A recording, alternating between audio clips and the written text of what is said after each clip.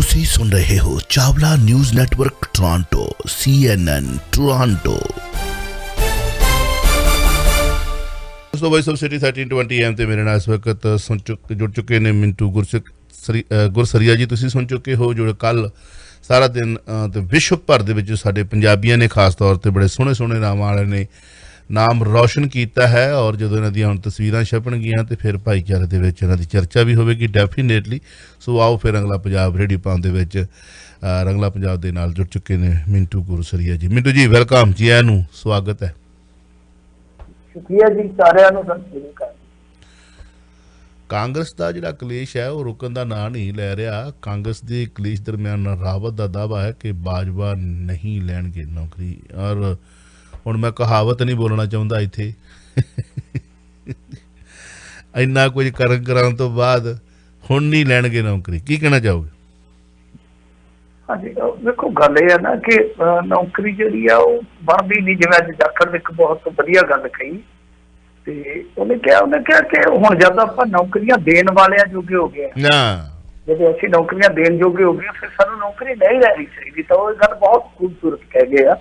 देखो ਜਦੋਂ ਤੁਸੀਂ ਕਾਬਲ ਹੋ ਔਰ ਵੈਸੇ ਵੀ ਵੇਖੋ ਨੈਤਿਕ ਤੌਰ ਤੇ ਬਾਜਵਿਆਂ ਦਾ ਤਾਂ ਹੱਕ ਹੀ ਨਹੀਂ ਸੀ ਬਣਦਾ।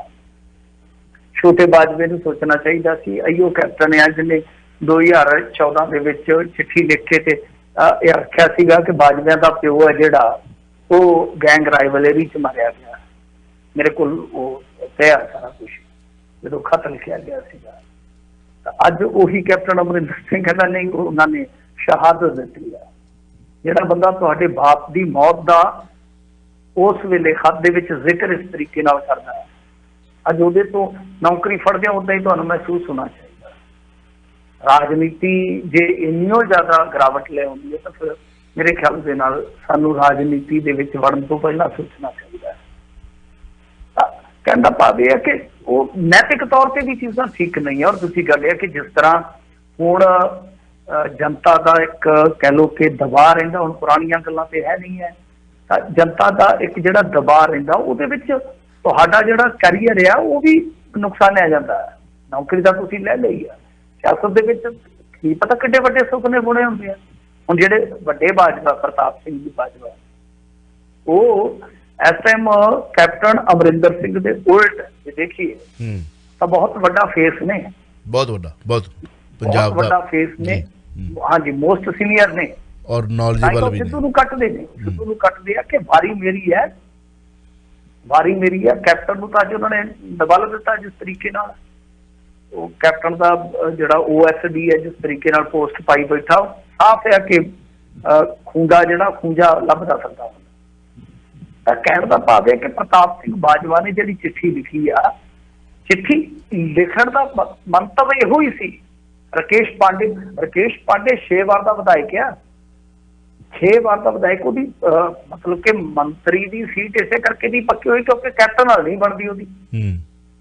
कैप्टन को अनैत की खतरा सीगा कि बिल्कुल ये भी उल्ट ना हो गई। सीनियर है, बहुत बड़ा 6 बार का जितया MLA, बहुत बड़ा रुतबा रखता बिल्कुल। तो उन्होंने भी अपने पाले च करने का यतन किया गया ते नाले दिखाने का यतन किया गया कि लालची मेरे नाल तोरे हुए लालची है मैं की करा। कैप्टन आविष्कार करनू फिरदा सीगा। पर रौला की है कि बाजवियां दी और जिहड़ी रणनीतिक एक चाहना है कि असी कैप्टन तो बाद क्योंकि उन्होंने फैमिली की एक लैक्सी है ना, 2 परिवारों की माझे वाले परिवारों की एक रंधावा फैमिली एक इन्हां दी बहुत पुराने कांग्रेसी ने बहुत ज्यादा।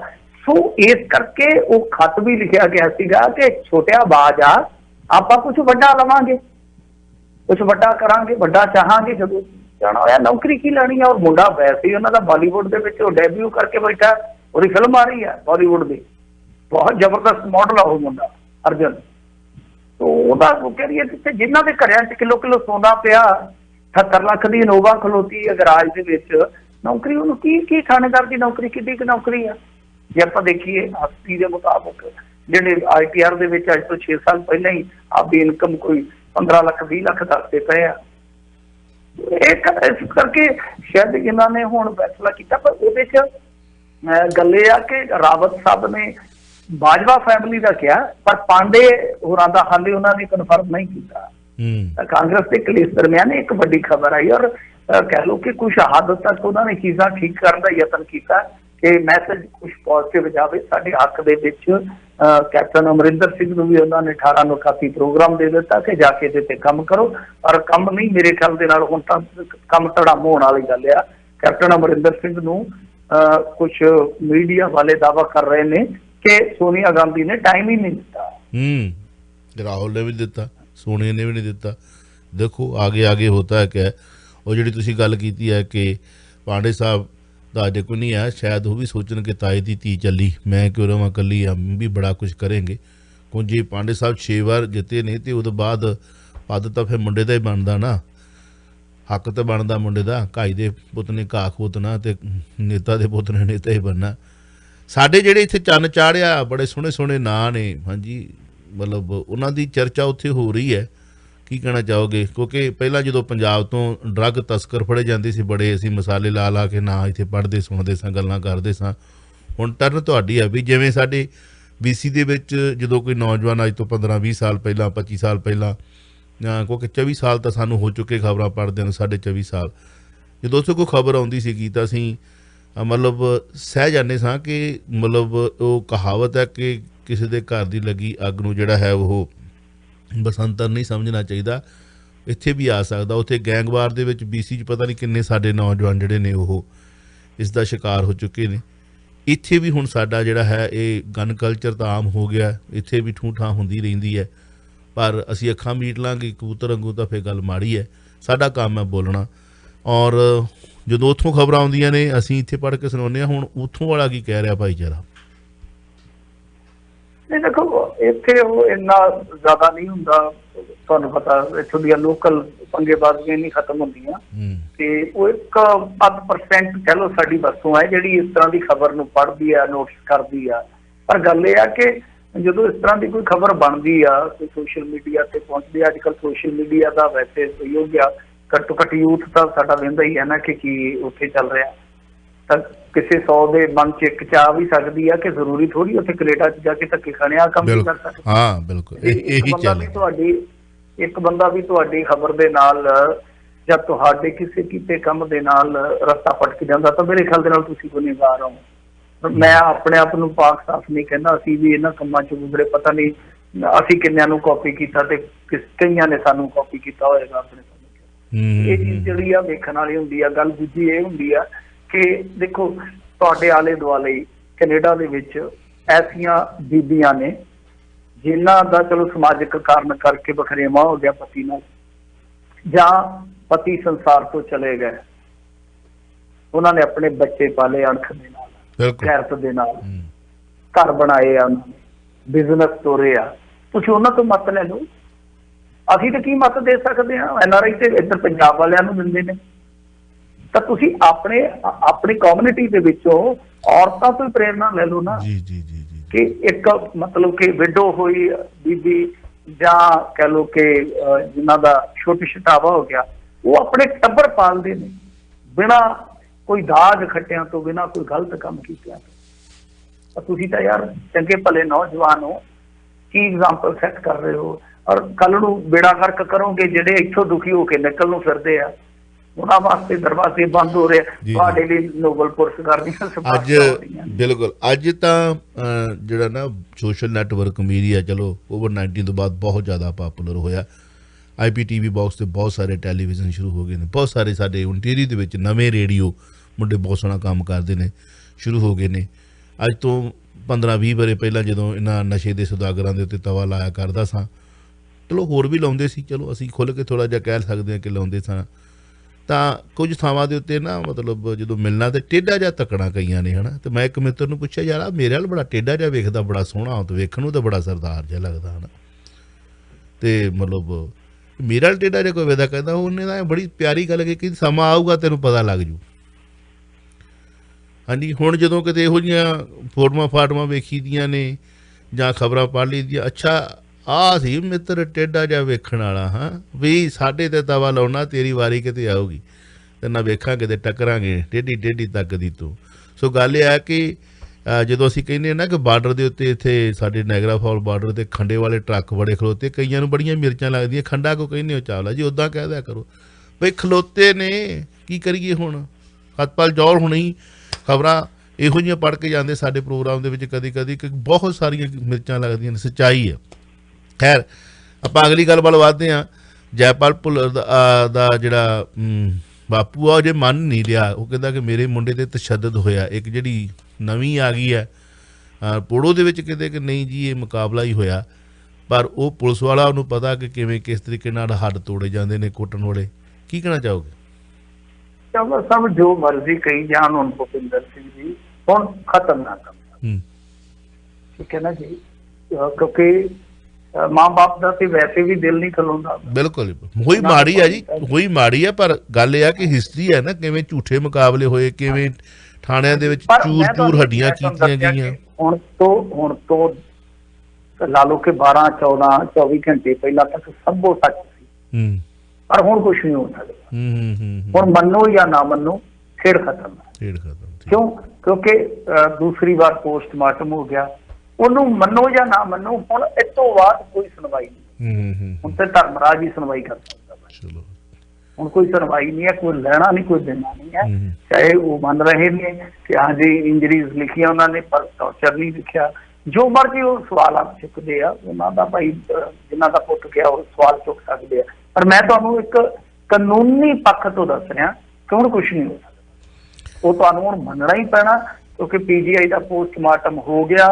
PGI ਦਾ ਪੋਸਟਮਾਰਟਮ ਪੈਨਲ ਨੇ ਕੀਤਾ ਵਾ, ਸੁਪਰੀਮ ਕੋਰਟ ਦੇ ਹਦਾਇਤ ਤੋਂ ਬਾਅਦ ਹਾਈ ਕੋਰਟ ਨੇ ਫੈਸਲਾ ਦਿੱਤਾ ਵਾ।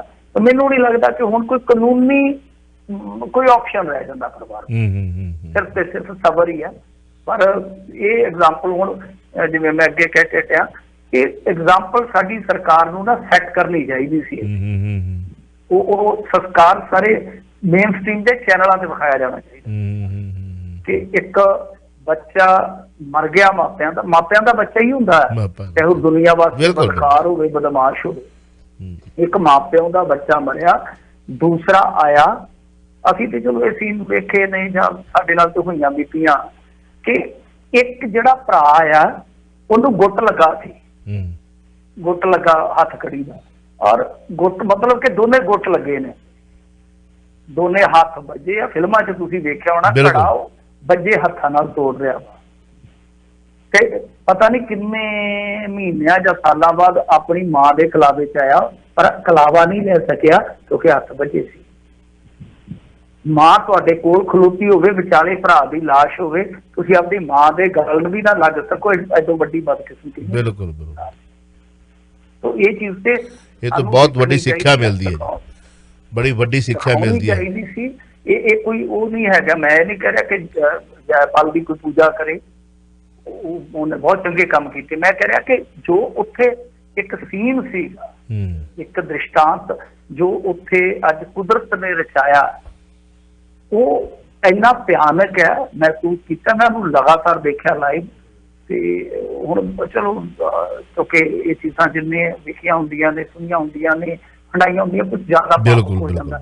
ਮੇਰੇ ਕਹਿਣ ਦਾ ਮਤਲਬ ਇਹ ਹੈ ਕਿ ਉਹ ਦੂਜੇ ਨੌਜਵਾਨ ਜਿਹੜੇ ਸੋਚਦੇ ਆ ਜਾਂ ਜਿਹੜੇ ਭੱਜੇ ਫਿਰਦੇ ਉਹਨਾਂ ਨੂੰ ਦੇਖ ਲੈਣਾ ਚਾਹੀਦਾ ਹੈ। ਬਿਲਕੁਲ ਯਾਰ, ਇੰਨੇ ਵੀ ਮਾਪਿਆਂ ਨੂੰ ਦੁੱਖ ਨਾ ਦੇਵੋ ਕਿ ਉਹ ਮਤਲਬ ਕਿ ਜਾਣ ਲੱਗੇ ਇਹੀ ਹਟਕੋਰਾ ਲੈ ਕੇ ਜਾਣ ਕਿ ਇਹਦੋਂ ਚੰਗਾ ਤੇ ਨਾ ਹੀ ਹੁੰਦੇ ਸਾਡੇ। ਬਿਲਕੁਲ ਇਹ ਬੋਲ ਕਦੇ ਤੁਹਾਡੇ ਮਾਪਿਆਂ ਦੀ ਜ਼ੁਬਾਨ ਤੇ ਨਹੀਂ ਆਣੇ ਚਾਹੀਦੇ। ਬਿਲਕੁਲ ਦੋਸਤੋ, ਤੁਸੀਂ ਸੁਣਦੇ ਦੇਖਦੇ ਜਾ ਰਹੇ ਹੋ ਚਾਵਲਾ ਨਿਊਜ਼ ਨੈਟਵਰਕ ਟੋਰਾਂਟੋ। ਔਰ ਵੇਖੋ, ਦੁਸ਼ਮਣ ਮਰੇ ਤਾਂ ਖੁਸ਼ੀ ਨਾ ਕਰੀਏ, ਸਜਣਾ ਵੀ ਮਰ ਜਾਣਾ ਤਾਂ ਸਾਰਿਆਂ ਨੇ ਸੰਸਾਰ ਤੋਂ ਆ। ਸਤਪਾਲ ਜੌਹਲ ਜੀ ਦਾ ਜ਼ਿਕਰ ਚੱਲਿਆ ਤੇ ਇੱਕ ਖਬਰ ਉਹਨਾਂ ਨੇ ਹੋਰ ਪਾਈ ਹੈ। ਬਰੈਂਪਟਨ ਦੇ ਵਿੱਚ ਸਾਡੇ ਅਸੀਂ ਬੜੀ ਤੀਲਾ ਜੋੜ ਕੇ ਨਾ ਮਿੰਟੂ ਜੀ ਜਿਹੜੇ 25 30 40 ਸਾਲ ਪਹਿਲਾਂ ਆਏ ਨੇ, ਬਰਫਾਂ ਮਿੱਧ ਕੇ ਆਪਣੇ ਕੁਝ ਰਹਿਣ ਬਸੇਰੇ ਬਣਾਏ ਨੇ, ਘਰ ਬਣਾਏ ਨੇ। ਚਲੋ ਉੱਥੋਂ ਬੰਦਾ ਮੂਵ ਹੋ ਕੇ ਕਹਿੰਦਾ ਵੀ ਇਹ ਰੱਖ ਦਿਓ ਪ੍ਰੋਪਰਟੀ, ਚਲੋ ਬਣੀ ਰਹੇਗੀ, ਕਿਰਾਇਆ ਆਊਗਾ, ਚਲੋ ਥੋੜ੍ਹਾ ਜਿਹਾ ਸੁਰਖਰੂ ਹੋਵਾਂਗੇ, ਕੋਈ ਪੈਨਸ਼ਨ ਆ ਜਾਊਗੀ, ਹੈ ਨਾ, ਅਤੇ ਅਸੀਂ ਕੋਈ ਹੋਰ ਲੈ ਲੈਂਦੇ ਅਤੇ ਕਿਰਾਏ 'ਤੇ ਚਾੜ੍ਹ ਦਿੰਦੇ। ਇੱਦਾਂ ਚੱਲਦਾ, ਕਈ ਕਰਦੇ ਨੇ। ਮੰਨ ਲਓ ਮੈਂ ਖੁਦ ਵੀ ਕਰਦਾ ਹਾਂ ਜੀ, ਭਈ ਇੱਕ ਲੈ ਲਿਆ, ਬਣਾ ਲਿਆ, ਤੋੜ ਲਿਆ, ਬਣਾ ਕੇ ਵੇਚਤਾ, ਚਲੋ 4 ਪੈਸੇ ਆ ਗਏ ਆਪਣੇ ਵਾਸਤੇ। ਕਿਰਾਏ ਤੇ ਮਕਾਨ ਦਿੱਤਾ ਸੀ। ਜਿਹੜੇ ਮੁੰਡੇ ਦੀ ਡੈਥ ਹੋਈ ਆ ਥੋੜੇ ਦਿਨ ਪਹਿਲਾਂ, ਸਤਪਾਲ ਜੌਲ ਜੀ ਲਿਖਦੇ ਨੇ ਕਿ ਉਹ ਬਰੈਂਪਟਨ ਦੇ ਵਿੱਚ ਜਿਸ ਘਰ ਦੇ ਵਿੱਚ ਉਹਨੂੰ ਕੱਢਿਆ ਗਿਆ ਸੀ, ਮਤਲਬ ਮੂਵ ਹੋਇਆ ਸੀ, ਜਾਣ ਲੱਗਿਆ ਸਾਥੀਆਂ ਦੇ ਨਾਲ, ਉਹ ਘਰ ਚੰਗੀ ਤਰ੍ਹਾਂ ਐਨ ਭੰਨ ਕੇ ਤੋੜ ਕੇ ਗਏ ਨੇ। ਉਹਦੀ ਵੀਡੀਓ ਵੀ ਵਾਇਰਲ ਹੋਈ ਸੀ। ਸਾਨੂੰ ਫੋਨ ਆਇਆ ਸੀ, ਮੈਂ ਹੁਣ ਵੀਰ ਨੂੰ ਕਿਹਾ ਸੀ COVID-19 ਕਰਕੇ ਅਸੀਂ ਨਹੀਂ ਆ ਸਕਦੇ, ਨਾਲੇ ਇਹ ਪੁਲਿਸ ਦਾ ਮੈਟਰ ਆ, ਜੋ ਤੁਸੀਂ ਸਾਨੂੰ ਦੱਸਣਾ ਆ ਕੇ ਦੱਸ ਦਿਓ। ਅਤੇ ਉਹਨਾਂ ਨੇ ਵੀਡੀਓ ਚਲੋ ਪਾਈ ਸੀਗੀ, ਦੇਖੀ। ਸੋ ਬਈ ਇਹੋ ਜਿਹਾ ਮਿੱਤਰੋ ਕੰਮ ਨਾ ਕਰੋ। ਜੇ ਤੁਸੀਂ ਕਿਰਾਏ 'ਤੇ ਰਹਿੰਦੇ ਹੋ, ਕਿਰਾਇਆ ਦਿਓ, ਜੇ ਨਹੀਂ ਦੇ ਸਕਦੇ ਮੂਵ ਹੋ ਜਾਓ।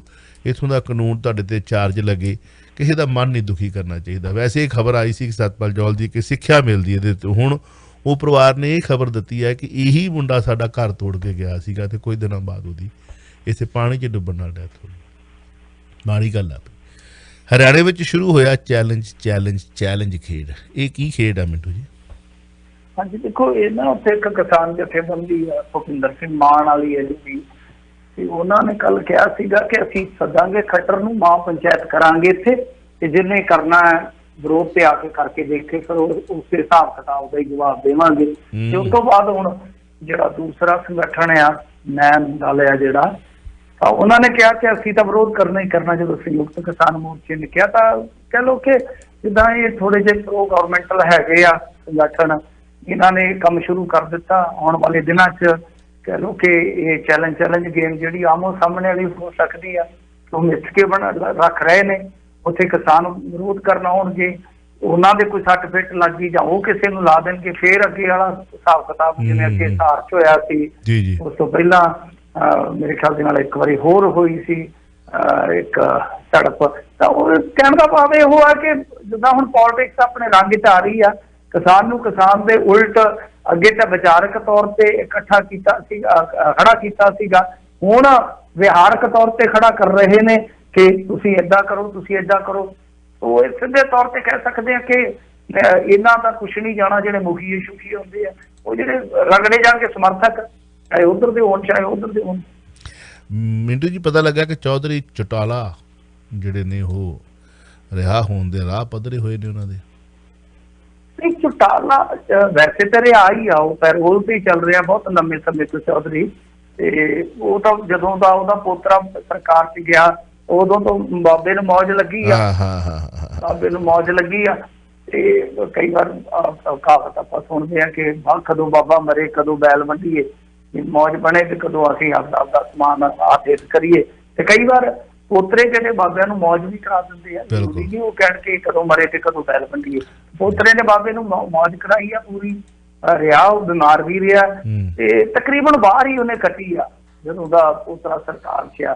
ਤੇ ਉਤੋਂ ਇਹਨਾਂ ਦਾ ਦਾਅ ਹੋਰ ਫੱਬ ਗਿਆ, ਕਿਉਂਕਿ ਸਰਕਾਰ ਡਿੱਗਦੀ ਸੀ ਕਿਸਾਨ ਅੰਦੋਲਨ 'ਚ, ਇਹਨਾਂ ਨੇ ਚਲੋ ਥੰਮੀ ਰੱਖੀ ਆ। ਤਾਂ ਹੁਣ ਇੱਕ ਨਿਯਮ ਬਣਾਇਆ ਸੀ ਪਿੱਛੇ ਜੇ ਇਹਨਾਂ ਨੇ ਮੇਰੇ ਖਿਆਲ ਦੇ ਨਾਲ ਕਿ ਜਿਹੜੇ 60 ਸਾਲ ਤੋਂ ਉੱਤੇ ਦੇ ਕੈਦੀ ਆ, ਜੇ ਉਹ ਅੱਧੀ ਕੈਦ ਕੱਟ ਲੈਂਦੇ ਆ ਤੇ ਫਿਰ ਉਹਨੂੰ ਰਿਹਾ ਕਰ ਦਿਓ ਜਿੰਨੇ ਵੀ ਹੈਗੇ ਆ। ਇਹਨਾਂ ਨੇ ਉਸ ਨਿਯਮ ਦਾ ਹਵਾਲਾ ਦੇ ਕੇ ਚੌਧਰੀ ਚੌਟਾਲਾ ਦੀ ਰਿਹਾਈ ਜਿਹੜੀ ਆ ਉਹ ਪਾਰ ਕਰ ਦਿੱਤੀ ਆ। ਬਾਕੀ ਉਹ ਬਾਹਰ ਆ ਪੈਰੋਲ ਤੇ, ਜਿਹੜਾ ਬੰਦਾ ਬਾਹਰ ਹੁੰਦਾ ਪੈਰੋਲ ਤੇ, ਜੇ ਉਹ ਬਰੀ ਹੋ ਜਾਂਦਾ ਜਾਂ ਇਸ ਤਰ੍ਹਾਂ ਕਹਿ ਲਓ ਕਿ ਉੱਤੋਂ ਕੋਈ ਮਾਫੀ ਆ ਜਾਂਦੀ, ਆਰਡਰ ਆ ਜਾਂਦਾ, ਤਾਂ ਉਹ ਫਿਰ ਜੇਲ੍ਹ 'ਚ ਨਹੀਂ ਜਾਂਦਾ। ਰਿਹਾਈ ਉਹਦੀ ਨਹੀਂ ਹੁੰਦੀ, ਰਿਹਾਈ ਤਾਂ ਮਤਲਬ ਹੋ ਚੁੱਕੀ ਹੈ, ਬਸ ਇੱਕ ਖਾਨਾ ਪੂਰਤੀ ਹੁੰਦੀ, ਉਹਨੇ ਜਾ ਕੇ ਡਿਊਟੀ ਦੇ ਵਿੱਚ ਹਾਜ਼ਰੀ ਦੇ ਕੇ ਤੇ ਆਪਦਾ ਕੰਮ ਨਿਬੇੜਨਾ। ਇਹਦਾ ਮਤਲਬ ਹੈ ਜੇ ਓਵਰ 60 ਇਹਨਾਂ ਨੇ ਬਣਾਇਆ ਉੱਥੇ ਲਾ, ਤੇ ਫਿਰ ਸਰਸੇ ਵਾਲਾ ਸਾਧ ਵੀ ਆਇਆ ਲਾਓ ਥੋੜੇ ਸਾਲਾਂ ਬਾਅਦ। ਅੰਡਰ 60 ਨਹੀਂ, ਇਸ ਤਰ੍ਹਾਂ ਨਹੀਂ ਹੁੰਦਾ, ਇਸ ਤਰ੍ਹਾਂ ਨਹੀਂ ਹੁੰਦਾ ਜੀ ਚਾਵਲਾ ਸਾਹਿਬ। ਇਹ ਲਾ ਹੋਰ ਮਾਫੀ ਹੁੰਦੀ ਹੈ ਜਾਂ ਇਸ ਤਰ੍ਹਾਂ ਦੇ ਨਿਯਮ ਹੁੰਦੇ ਆ ਨਾ ਜਿਹੜੇ, ਉਹ ਕੁਝ ਕੇਸਾਂ ਤੇ ਲਾਗੂ ਕੀਤੇ ਜਾਂਦੇ ਨੇ। ਇਹ ਨਹੀਂ ਹੈਗਾ ਕਿ ਮੰਨ ਲਓ ਹੁਣ ਤੁਸੀਂ ਕੋਈ ਮੁੱਖ ਮੰਤਰੀ ਮਾਰਿਆ ਤੇ ਤੁਹਾਨੂੰ ਪਿੱਛੋਂ ਕੋਈ 15 ਅਗਸਤ ਤੇ ਮਾਫੀ ਆ ਗਈ ਤੇ ਦੂਜੇ ਕੈਦੀਆਂ ਦੇ ਨਾਲ ਰਿਹਾ ਕਰ ਦੇਣਗੇ। ਉਹ ਅਲੱਗ-ਅਲੱਗ ਹੁੰਦਾ, ਕ੍ਰਾਈਟੇਰੀਆ ਹੁੰਦਾ ਇੱਕ ਉਹਨਾਂ ਦਾ ਕਿ ਛੋਟੇ ਕੈਦੀ ਲਈ ਮਾਫੀ ਆ, ਫਲਾਣੇ ਦੀ ਆ, ਆਹ ਕੇਸ ਐਕਸਪਲੋਜ਼ਿਵ ਵਾਲਾ ਇਹਦੇ 'ਚ ਨਹੀਂ ਆਏਗਾ, ਰੇਪ ਵਾਲਾ ਨਹੀਂ ਆਏਗਾ, NDPS ਵਾਲਾ ਨਹੀਂ ਆਏਗਾ। ਇਸ ਤਰ੍ਹਾਂ ਦੇ ਜਿਹੜੇ ਬਹੁਤ ਜ਼ਿਆਦਾ ਸੀਰੀਅਸ ਮਤਲਬ ਕਿ ਚਾਰਜ ਲੱਗੇ ਹੁੰਦੇ ਆ, ਜਿਹਦੇ 'ਚ ਕਨਵਿਕਸ਼ਨ ਹੋਈ ਹੁੰਦੀ ਆ ਬੰਦੇ ਤੇ, ਉਹ ਕੇਸ ਜਿਹੜੇ ਆ ਬਾਹਰ ਰੱਖੇ ਜਾਂਦੇ ਆ ਮਾਫੀ ਵਾਲੇ ਜੀ। ਬਹੁਤ ਬਹੁਤ ਸ਼ੁਕਰੀਆ ਮਿੰਟੂ ਜੀ, ਸ਼ਾਮ ਨੂੰ ਮਿਲਦੇ ਹਾਂ। ਥੈਂਕ ਯੂ, ਸਤਿ ਸ੍ਰੀ ਅਕਾਲ। ਤੁਸੀਂ ਸੁਣ ਰਹੇ ਹੋ Chawla news network Toronto, CNN Toronto.